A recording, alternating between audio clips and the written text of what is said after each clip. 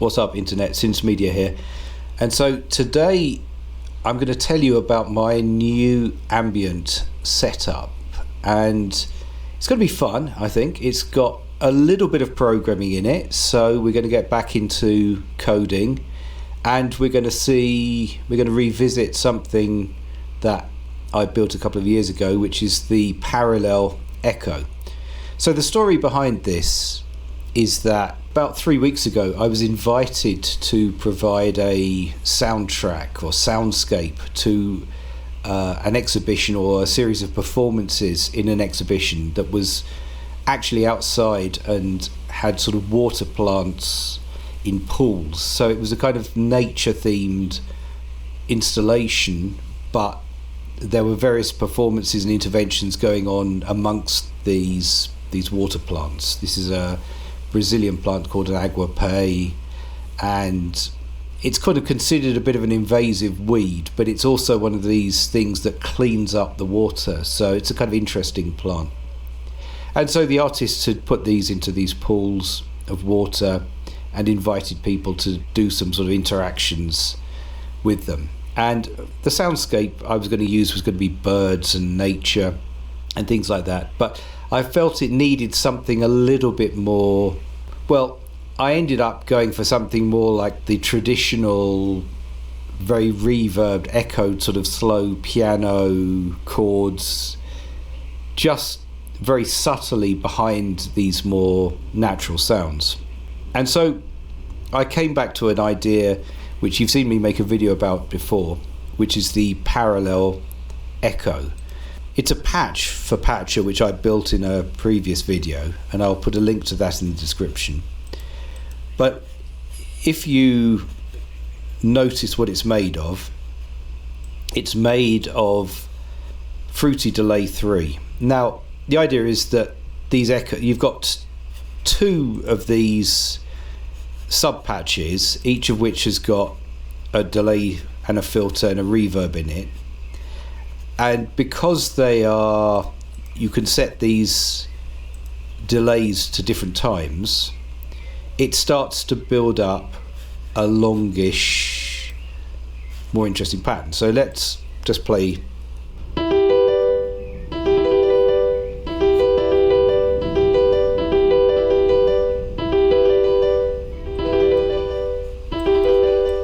If I bring the feedback down, it will just start dying away.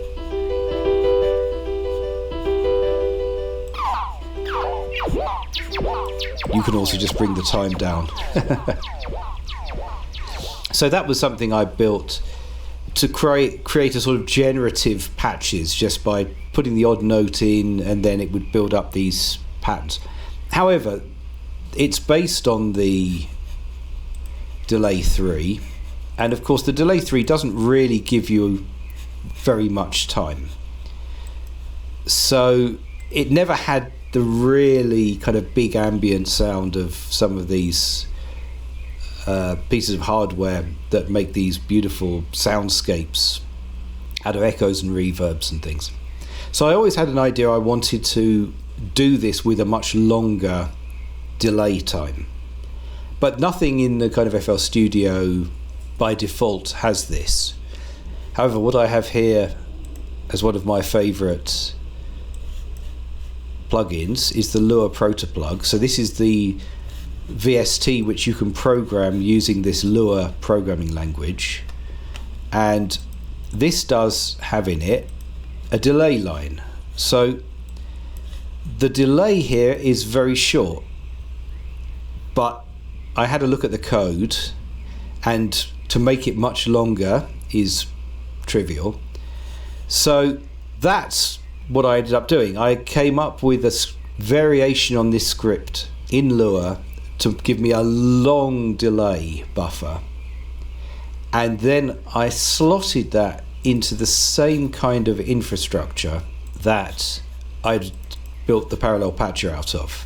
So here it is. Here is one example of a long delay, and what you can see is there's a length, a feedback, a filter cutoff, and a resonance. Now that's done using Fruity Filter, so the resonance and cutoff is here, and it's this version in the Lua Protoplug of a long delay, which I will talk you through in a second.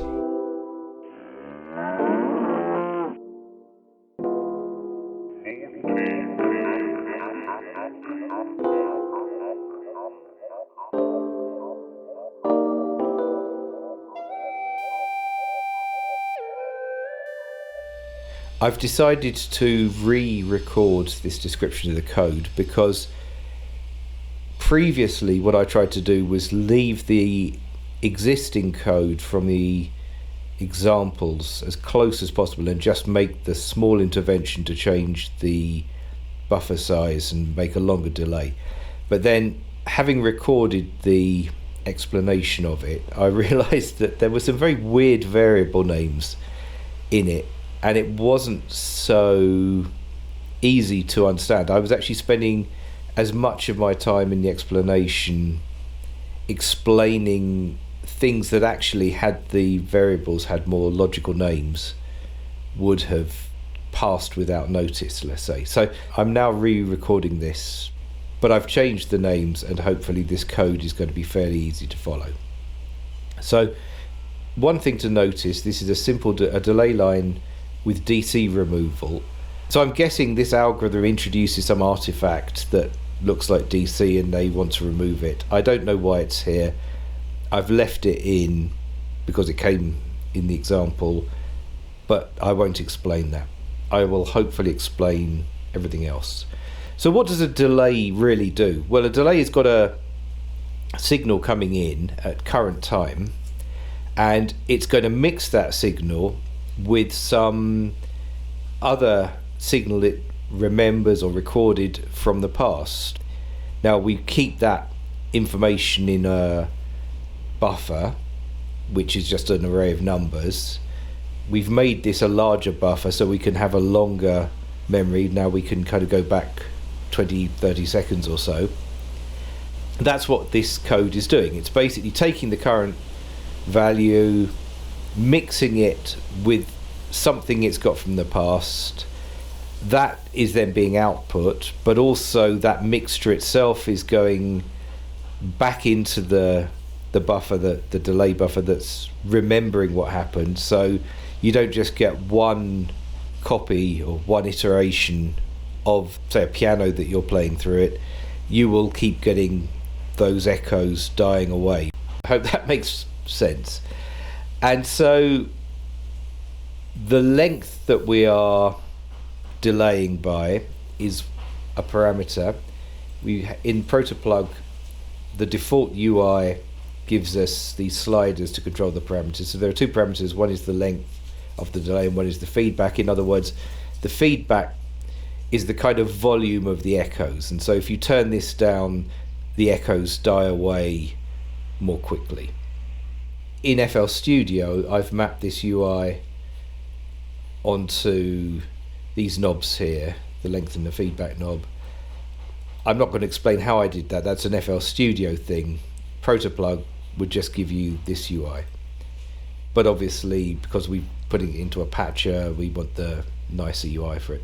That's the overview, and let's just have a bit look at the code that does that. So I've set a delay buffer size up here of 1.4 million points. This is an array, going to be an array that's that long. That may seem like a lot, but if you think about it, at 44.1 kilohertz, we're sampling 44,000 times a second. We need to have 20 or 30 seconds, we've got to be an order of magnitude bigger than that. So we need a long array here. This is the setup, the initialization for this plugin. And what you see here, the delay buffer, that's the buffer that we're going to store this information in. We call FFI new. FFI stands for Foreign Function Interface, I think. So that's basically a way for our Lua code to call out to something else to allocate this memory. Now, often you're calling a C library which might do things faster or at a more low level. It's possible in this case we're asking the DAW to do this for us, and that's why we're using a foreign interface. But This is the line that creates the buffer. You'll notice we're passing a string to it, so we just have to be careful to keep these two numbers, the delay buffer size and this, consistent. Then there's the current time index. So this index is basically counting through this buffer and sort of representing the time now. Whenever we write into the buffer now, it's going to be at this point current time index, and whenever we read from the buffer to get things in the past, it's going to be the current time with an offset. Finally, there's these variables here which are to do with the DC removal code, and the DC removal code, like I say, I don't actually know why it's there, but I'm leaving it because I'm guessing it's useful. So a lot of the work is in this function called go back, but before we look at that, we're going to look at this function, the process block. This is a VST FX plugin. In other words, it's not a synthesizer which is generating an original sound wave. It's an audio processor, so it's going to receive the audio buffer from the DAW, which is what is currently going through this effect. So if it came from a piano or a synthesizer or whatever, at this point the DAW is giving us that audio in chunks or blocks, right? It doesn't give it one point at a time and call this for every sample point. It gives it to us as another buffer, an audio buffer, and this S-max is the length of that buffer. So that means inside the process block we always have a loop that just is going to do something to every point in that audio buffer. So what are we doing to the buffer? Well, because we're not generating an original sound, we're processing an existing sound, we are going to take this audio buffer and we are going to update it. We're going to overwrite the data in it with our transformed version. And so at each point, as we run through this loop here, we're setting into the audio buffer what's actually the sum of what's currently there. So we're always mixing our process signal with the original signal, and in fact we don't seem to be multiplying that by anything which would represent some kind of wet dry mix. We're always getting the same mix value. We could have introduced a wet dry mix control here as well by just multiplying this number by some proportion. We don't seem to be doing that here. What we're mixing it with, and mixing in this case is just adding the number together with, is, well, this is where the call to the DC remove comes in, I'm not going to talk about, but what it's being applied to is the sum of the, again, what's currently in the audio buffer, so the sound now, time t, this millisecond, plus calling this go back function up here. So the go back function, another slightly weird naming choice, which I didn't think of changing actually, but perhaps I should have done. That's going to get the echoed data, what was happening in the past a certain number of milliseconds previously. Having set the current, and this now audio buffer is going to be the output of this process, right? I mean, we received it, we're changing it, but now the DAW is going to take it away and send it further down the effects chain and ultimately out to the speakers. But as well as updating the audio buffer, we're also going to take the value we just calculated here and we're going to put it back into the delay buffer. In other words, we're going to remember the transformed version of the sound. So the point is, again, that we don't just get one echo, we get a series of dying away echoes. And it's this line here, writing into the delay buffer at the current time, the current value of the audio buffer, which we just calculated, that does that. Finally, we just increment the current time, but because we're treating this as a the delay buffer as a circular buffer. It means once we go over the end, we just wrap around back to the beginning again. So that's the main process block loop. So let's look at what this go back function is really doing. Well, it's defining this index called the past index, and what that's doing is getting the current time within our delay buffer and subtracting length from it. Length is the length of the delay. So if it's a 2-second delay, it's finding the time within the buffer 2 seconds previously. And doing this calculation, there's a danger we might go below 0. So if we protect against that by, if it is below 0, we wrap round to the end of the buffer again by adding the delay buffer size. And we grab the value here, put it in this variable v. Then we do something a little bit more surprising, which is we subtract 1 from that. And of course, because we've done that, we've got to do the test again. And then we grab it again. So what we're really doing is we're getting the average of 2 points rather than getting a single point 2 seconds before the current time. We're kind of getting the point 2 seconds and the offset of that by 1, and then we're going to add the two together. That's what this is doing, and effectively halve it, although for some reason the way they halve it is multiplied by 0.49992. So it's just under a half, and I guess that gives you just a slight attenuation of these echoes. The echoes are always going to be slightly fading away.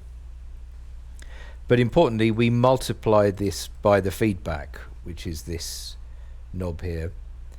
And what that's doing, so if the feedback is low, we take that down to 0.1 or something, the echoes are going to die away much more quickly.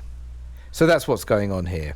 We're calculating where in the delay buffer is 2 seconds earlier or whatever, getting the average of 2 points there and multiplying it by the feedback to control how fast the echoes die off. So then that value comes back at this point. Finally, how are the two parameters defined? Well, in Protoplug, you create this data structure here called params as a standard. You define them as the name, the type, the max value of it, so you can see the length actually is coming from our delay buffer size. And then there's a callback function here whenever the interface, the UI control changes, which just updates, in this case, the length variable. Remember, this length was it says local, but it means local to the plugin. In fact, it's global within the scope of the plugin. So this updates this length here, and the same for this control for feedback, which updates this feedback which got used here. Right, that was, I hope, a shorter and more intelligible explanation of this code than the previous one I recorded. So let's have a listen to a couple of notes, maybe a chord or two, to hear how this all sounds with these settings. Right, we've got a reasonable delay time, reasonable feedback, filter cutoff, bit of panning, auto panning and reverb. So let's hear the kind of soundscape you can build up. Let's just put a couple of chords in.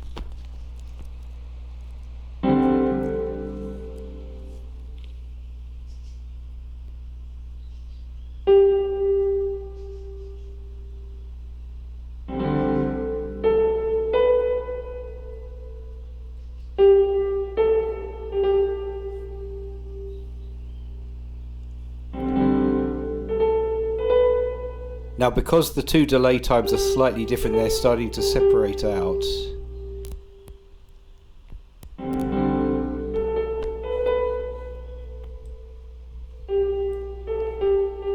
I'm making one delay a bit longer now.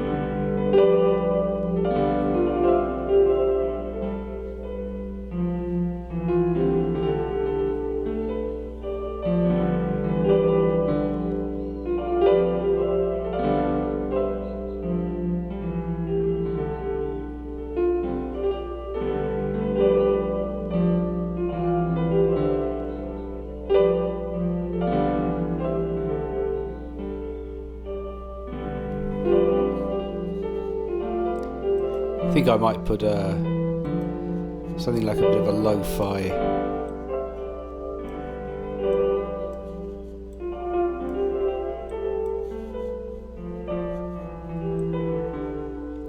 Not quite that extreme.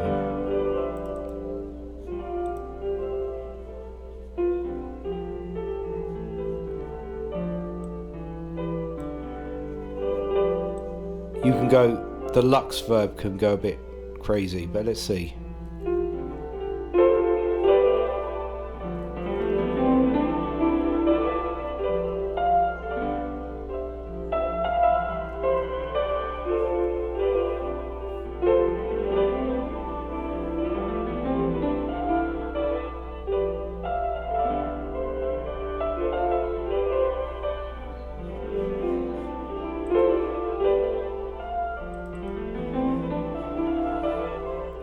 And now I'm going to pull the delay time up quite dramatically.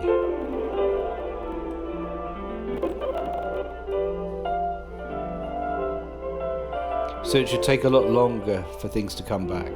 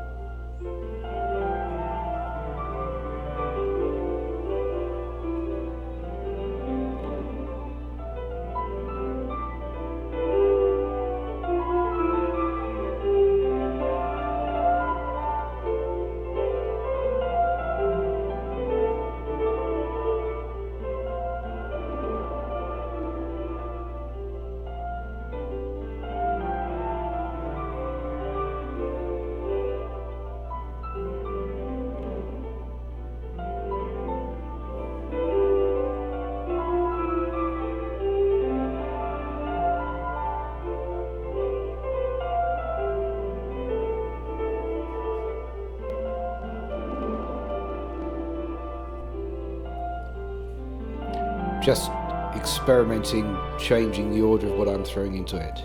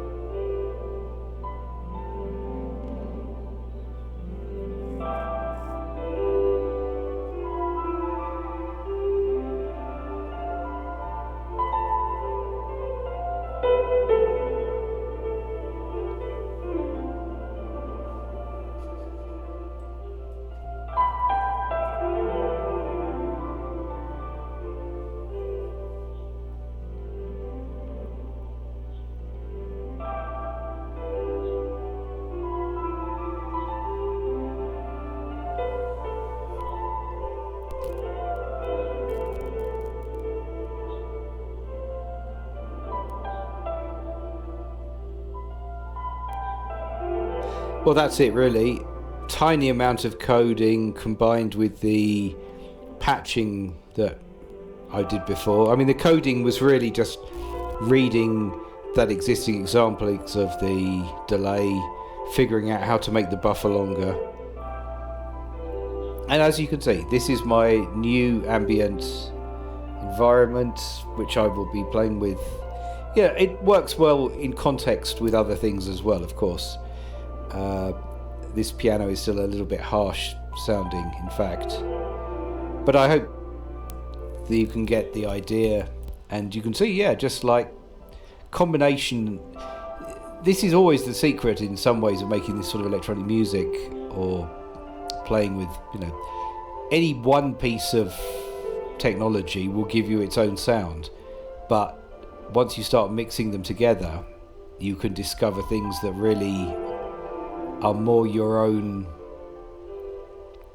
particular take on it. And so, yeah, having built in Patcher the idea of the parallel delay, so just having two lots of these delay patches at with different delay times from the same control panel.